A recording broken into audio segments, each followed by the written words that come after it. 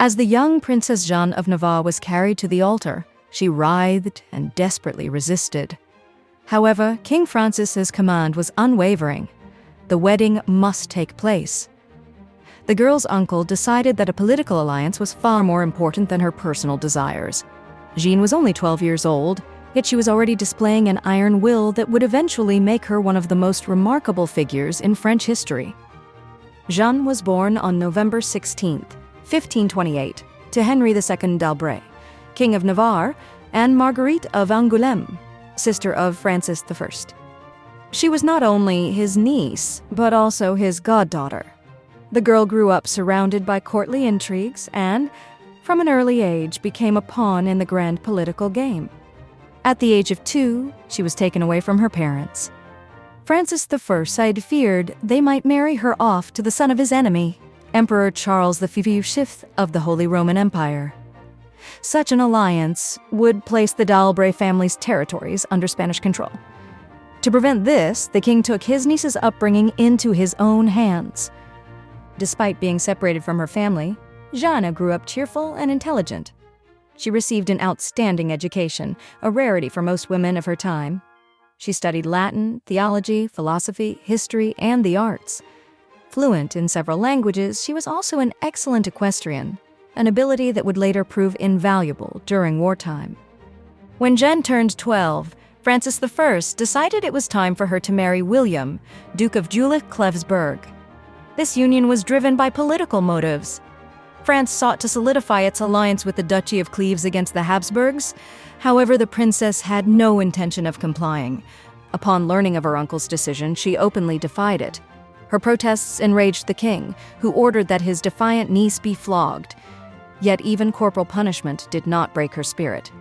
She continued to voice her opposition and even managed to gather signatures from her household, declaring her refusal in writing. I, Jeanne of Navarre, insist on my protests, which I have already expressed. I hereby reaffirm that the marriage arranged between the Duke of Cleves and me is against my will. I have never consented to it and never will. But kings rarely seek a child's consent. On the wedding day, Jeanne appeared before the altar in a luxurious gown and a golden crown, yet she refused to walk.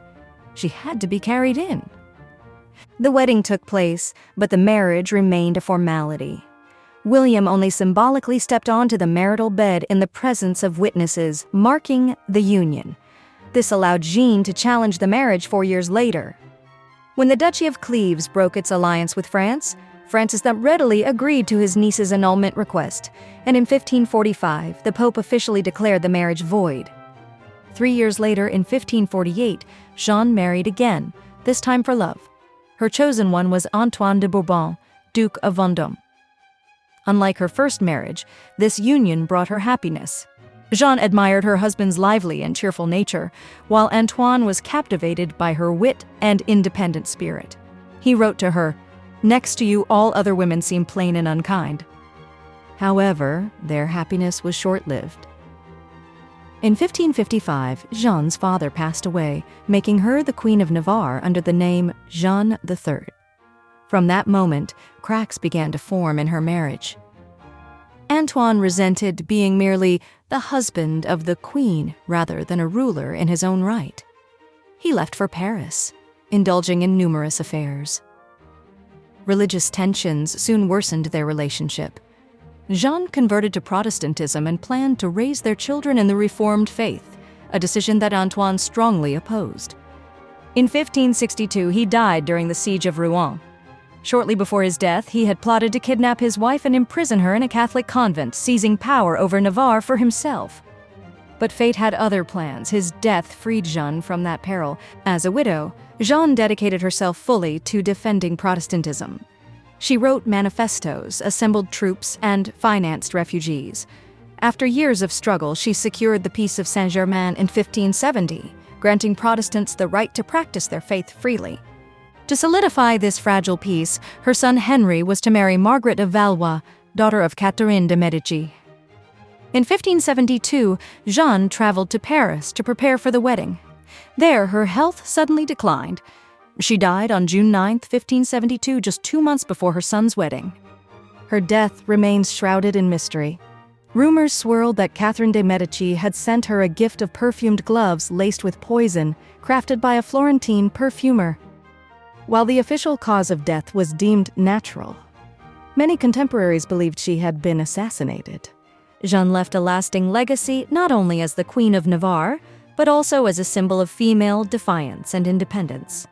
Years later, her son Henry became King of France as Henry IV. He went down in history as the first monarch of the Bourbon dynasty and the king who issued the Edict of Nantes, granting religious freedom to Protestants. Jeanne d'Albret's life was filled with trials, but she never wavered in her beliefs. The girl once dragged to the altar against her will became a queen, a warrior, and one of the most formidable women of her time. If you enjoyed this story, don't forget to subscribe, leave a comment, and share your thoughts.